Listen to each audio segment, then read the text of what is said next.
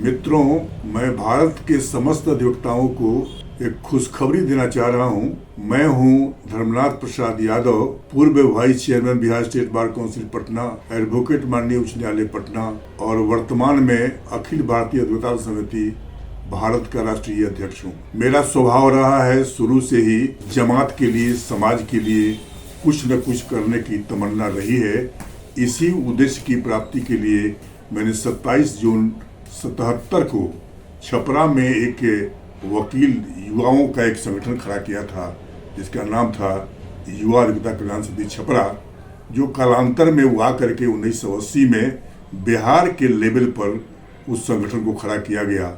उस संगठन को खड़ा करने में बहुत सारे लोगों का योगदान रहा है, लेकिन मैं एक आदमी का नाम नहीं भूल पाता हूँ, जस्टिस प्रभाशंकर मिश्रा साहब, जिनकी जस और कीर्ति और उनके नाम को लेकर के हमने पूरे बिहार में युवा संगठन को खड़ा किया था। और उस संगठन के माध्यम से हम लोगों ने 16 सूत्री मांगों की चर्चा की अधिवक्ताओं के कल्याण के संदर्भ में। उन 16 सूत्री मांगों में पहला ही मांग था हमारा कि प्रारंभिक पेशा में आने वाले नवागंतुक वकीलों को कम से कम 5,000 रुपये प्रति माह सहायता राशि के रूप में सरकार से दिया जाए और उसके एवज में उनसे काम भी लिए जाए विभागीय, ताकि उनकी दक्षता भी हो जाए और उनको जो शुरुआती दौर में जो कठिनाई हुआ करती है पेशे में, वो दूर हो जाए।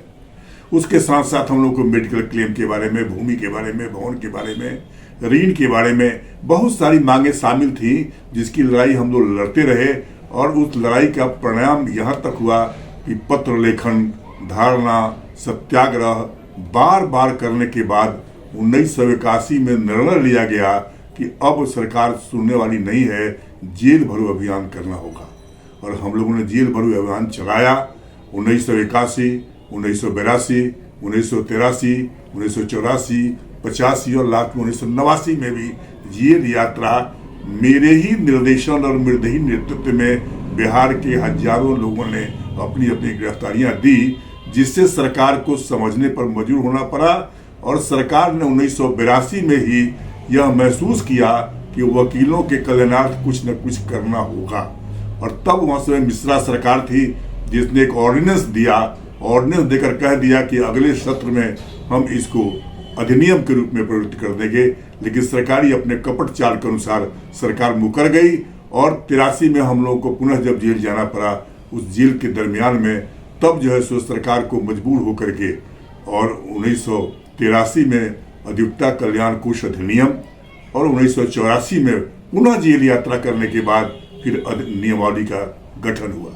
मित्रों, आपको ये चीज कहने के पीछे एक ही राज है कि जिस परिस्थिति से प्रारंभिक काल में मैं गुजर रहा था, वकील असहाय निसहाय समझ रहे थे, स्थिति उससे भी बद से बदतर भी होती जा रही है। यद्यपि बिहार सरकार ने उस अधिनियम के तहत बिहार के वकीलों को 2-3 चीजों की सुविधा दी, जैसे उन्हें रिटायरमेंट होने पर प्रैक्टिस से रिटायर करते हैं तो 3 से 3.5 लाख रुपया उन्हें दिया जाता है। यदि बीमार पड़ते हैं तो उन्हें 1 लाख रुपया तक अनुदान के रूप में दिया जाता है। यदि उनकी मृत्यु हो जाती है तो 5 से 7 लाख रुपया तक दिया जाता है। इन सुविधाओं को केवल बिहार के वकील तक सीमित है, लेकिन मैंने महसूस किया कि केवल बिहार और कुछ बिहार जैसे राज्यों के अधिवक्ताओं को कुछ कुछ मिल जाए, इससे काम नहीं चलने को है। भारत बहुत बड़ा विशाल देश है और इसमें पूरे देश में फैले हुए अधिवक्ता हैं। पूरे भारत वर्ष के अधिवक्ताओं के लिए कोई संगठन खड़ा किया जाए और उसकी लड़ाई लड़ने के बाद हम लोग सरकार से ये मांग करें कि समस्त अधिवक्ताओं के कल्याणार्थ कुछ न कुछ काम किए जाएं, जो आवश्यक है। चूंकि अधिवक्ताओं के बारे में कहा जाता है कि अधिवक्ता संविधान की व्याख्याता हैं, अधिवक्ता जो जनतंत्र के रीढ़ हैं, अधिवक्ता जो ऑफिसर ऑफ द कोर्ट हैं, अधिवक्ता जो बेजुबानों की जुबान है। इन तमाम चीज़ों को देने के बाद भी धरातल पर दिखता यही है कि वकील निरीह प्राणी जैसा अपने को जीता है और कहीं से किसी तरह के कोई सहयोग या कहीं से समर्थन या कोई इसके लिए पक्ष का कानून नहीं बना हुआ है, जिसके लिए जबरदस्त रूप से हम लोगों ने मांग शुरू किया। Advocates protection and compulsion act की मांग किया। वकीलों की भागीदारी सुनिश्चित करने के लिए हमने कोलिजन सिस्टम समाप्त करके ये भारतीय न्यायिक सेवा आयोग गठन करने के बारे में उन्होंने कहा। हम लोगों ने 20% मांग भी किया सरकार से पार्लियामेंट में और विधान मंडलों में आरक्षित करने के लिए। इसके अलावा बहुत सारी मांगे हम लोगों ने मांगे, जिसकी लड़ाई हम लोगों ने लड़ने के लिए अखिल भारतीय औद्योगिक समिति का गठन 2016 में किया, जिसका रजिस्ट्रेशन 2017-18 में हुआ, जो 519/17-18 रजिस्टर नंबर पड़ा हुआ है। उसकी लड़ाई लड़ते समय हम लोग तब से विगत 8 वर्षों से इसकी सघन लड़ाई लड़ रहे हैं, प्रदेश के स्तर पर भी और भारत के स्तर पर भी। इस समिति ने बहुत कम समय में 9 राज्यों में अपना पैर फैला दिया है, 9 राज्यों में संगठन हो चुका है। हम लोगों ने 8 महाधिवेशन जो प्रत्येक साल किया करते हैं, वो अन्य विधिमंडलों में और अन्य प्रांतों में हम लोगों ने किया है। इस बार हम लोगों ने निर्णय लिया था कि भारत सरकार के कान खुले, उसके कान पर जुड़ोगे, वहां तक हमारी आवाज जा सके।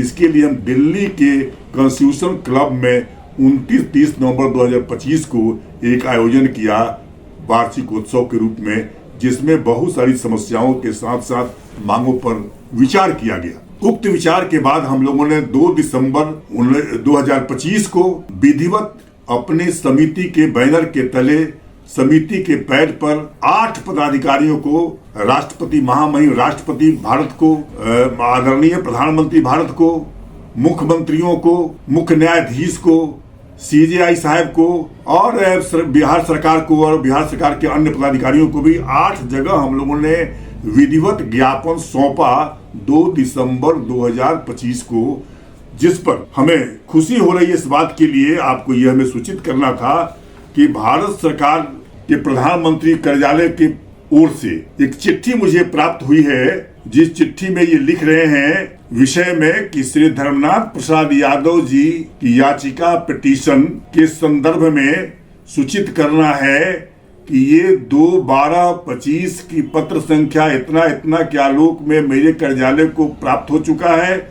इसको उचित कार्रवाई के लिए उचित स्थान पर भेजा जा रहा है, जिसकी सूचना आपको दी जा रही है। अग्रतर कार्रवाई से भी जानकारी की जाएगी। हमारे हाथ में पत्र है उनका, ये पत्र है उनका, नई दिल्ली से लिख रहे हैं और हम समझते हैं कि इसमें इन्होंने जो लिखा है उससे हम लोगों को इतना भर संतोष हुआ है कि हमारे समिति द्वारा दिए गए ज्ञापन पर विचार करके संज्ञान लिया है प्रधानमंत्री कार्यालय ने, और उस संज्ञान के आधार पर इन्होंने पत्र हमें निर्गत किया है। हमें आशा है कि भारत सरकार की नींद खुली है, इस ज्ञापन पर उन्होंने विचार किया है और संज्ञान लेते हुए अप्रोप्रिएट जगह पर अप्रोप्रिएट डिसीजन के लिए भेजा है। इसके लिए हम भारत सरकार को, प्रधानमंत्री जी, आदरणीय प्रधानमंत्री जी को अपने और अपनी समिति की ओर से धन्यवाद देते हुए आप लोगों को सूचित करना चाह रहे हैं कि आप सजग रहें, सचेत रहें, जगे रहें, जगाते रहें, ताकि आपकी बातों को सरकार